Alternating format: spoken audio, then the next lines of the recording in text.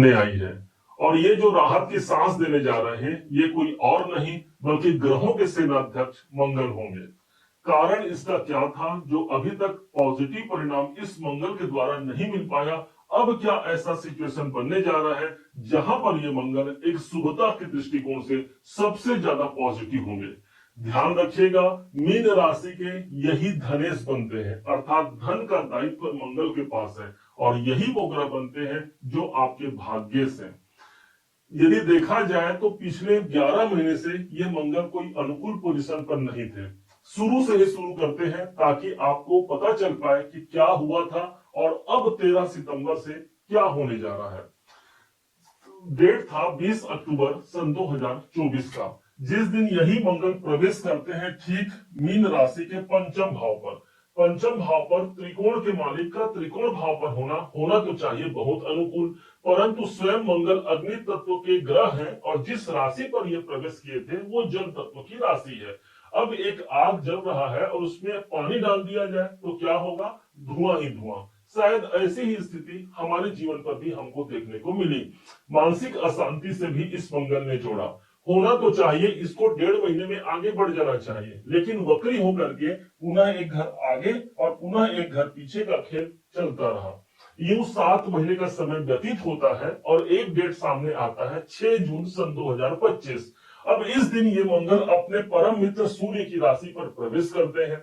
यहाँ पर आकर के मंगल कुछ नौकरी या कुछ जॉब कुछ कैरियर से जुड़े हुए काम करने ही वाले थे और तभी एक योग बन गया अंगारक योग, क्योंकि यहाँ पर पहले से केतु देव विद्यमान थे। केतु और मंगल का कॉम्बिनेशन अंगारक योग को जन्म दिया। अर्थात हम सफलता प्राप्त करने के लिए आगे बढ़ रहे हैं या सफलता तो प्राप्त कर रहे हैं लेकिन अंगारे पर चढ़ करके।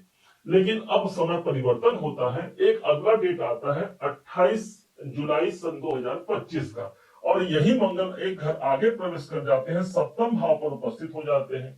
अब चलो सप्तम भाव पर आकर भी कुछ पॉजिटिव होता, लेकिन यहाँ पर भी अपने सबसे बड़े शत्रु बुध की राशि पर मंगल उपस्थित थे।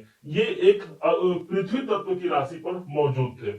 यहाँ पर भी कोई सकारात्मक परिणाम निकलकर सामने नहीं आया। अब अंततः वो डेट सामने आता है जिसका हमें इंतजार था और वो डेट आने वाला है 13 सितंबर सन 2025 को।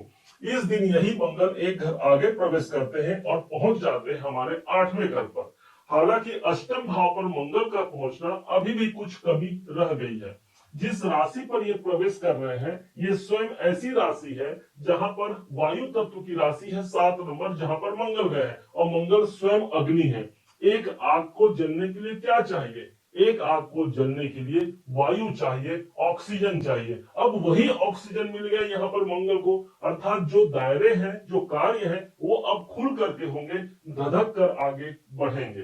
कहाँ क्या रिजल्ट मिल रहा है समझिएगा। मंगल के पास 3 दृष्टियां हैं और उन 3 दृष्टियों के प्रभाव जहां जहां पड़ेंगे वो भाव हमारा सबसे ज्यादा पॉजिटिव हो जाएगा। सबसे बड़ी बात तो यह है कि हम कोई बाधा रुकावट से हम मुक्त होते हैं, उस पर लड़ पाते हैं। ध्यान दीजिएगा, धरणी गर्भ संभूतम विद्युत कांति समप्रभम कहा गया है। कुमारम शक्ति हस्तम तम मंगलम प्रणमाम्यहम, अर्थात ये शक्ति का स्वरूप है और वही शक्ति का स्वरूप मुझे अष्टम भाव पर मिला है। तो इस समय पर मैं अपने बाधाओं से लड़ करके मैं लाभ तक पहुंच पाता हूं। भाई लाभ तक क्यों पहुंच पाएंगे? क्योंकि इनकी जो दृष्टि है चतुर्थ दृष्टि वो अपने उच्च की राशि पर पड़ रही है। 10 नंबर की राशि पर मंगल उच्च का होता है और उसी की दृष्टि पड़ रही है इनकम के भाव पर, अर्थात कोई रुका हुआ कार्य आगे बढ़ता है और मुझे लाभ के सिचुएशन तक पहुंचा जाता है।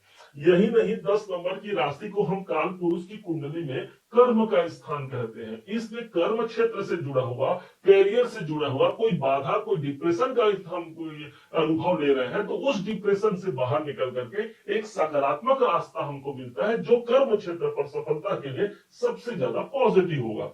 लाभ के स्थान पर कोई लाभ बढ़ सकता है, धन लाभ की स्थिति बन सकती है, क्योंकि लाभेशी धनेशी धन के भाव पर दृष्टि देंगे। अगले प्रभाव को जानिएगा।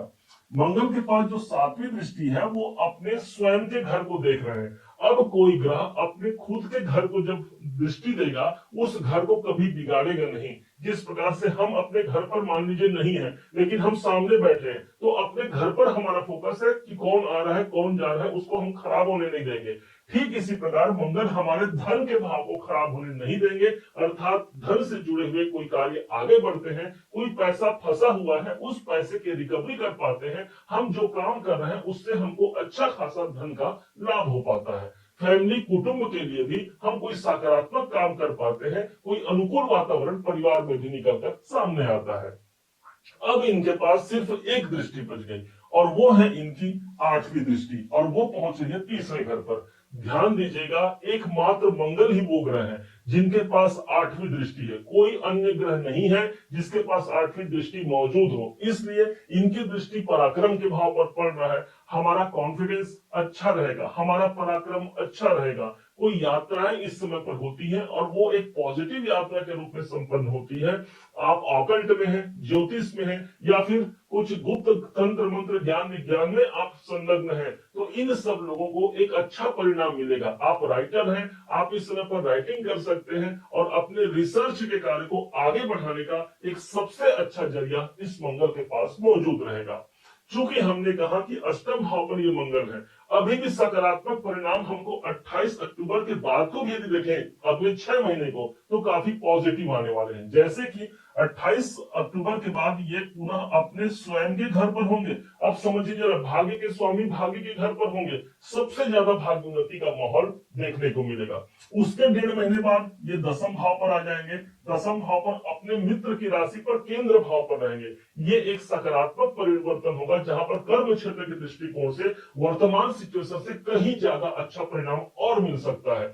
इसके बाद भी यदि देखा जाए तो मंगल पहुंच जाएंगे उसके 1.5 महीने बाद 11वें घर पर। अब 11वें घर पर जाएंगे, अपने उच्च की राशि पर मौजूद रहेंगे, जहां पर लाभ के दायरे को भी हम बढ़ा करके प्राप्त कर पाते हैं। तो यूं देखा जाए तो पिछला 11 महीना जितना हमको प्रॉब्लम देने वाला रहा या कुछ उम्मीदें हमारी पूरी नहीं हो पाई, तो उन उम्मीदों पर एक प्रखरता आती है, एक मुहर लगती है, और वो मुहर लगाने के लिए पर्याप्त है हमारा धनेश, हमारा भाग्येश। हनुमान जी महाराज की आराधना जरूर कीजिएगा।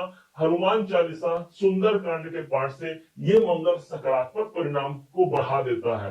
मंगल को हम लाल ग्रह कहते हैं और हनुमान जी के लिए कहा गया है, लाल देह लाली नसे अरुधरि लाल लंगूर वज्र देह दानव दनन जय जय जय कपिसूर। हनुमान जी को प्रणाम करते हुए अब इस वीडियो को हम विराम देते हैं।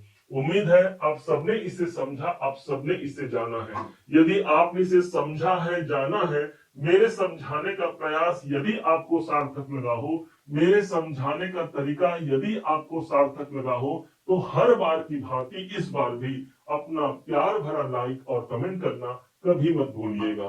और हाँ, यदि अभी तक आपने चैनल को सब्सक्राइब नहीं किया है, सब्सक्राइब जरूर कीजिएगा। पुनः एक बार फिर आप सभी का दिवस बहुत मंगलमय हो, इन्हीं शुभकामनाओं के साथ। जय श्री राम।